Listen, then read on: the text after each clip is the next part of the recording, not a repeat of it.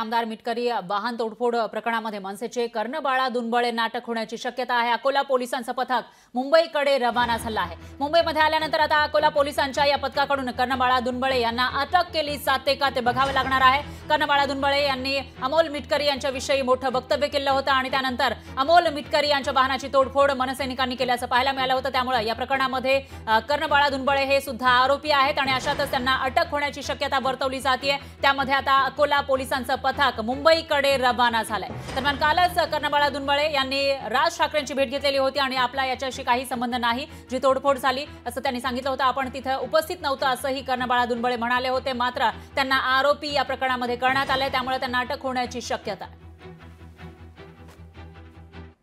तो सुरुवातपासूनच तो पळपुटा होता।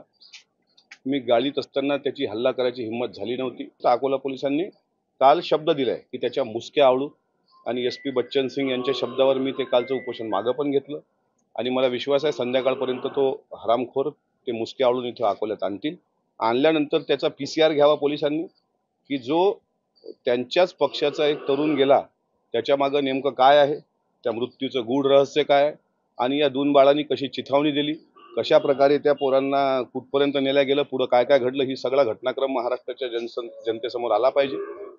आणि आज मला विश्वास आहे की पोलीस तशा पद्धतीने त्याच्यावर कारवाई करतील। जर पोलिसांनी आजही त्याला मोकाट सोडलं तर आमच्या पुढच्या आंदोलनाची दिशा ठरलेली असेल।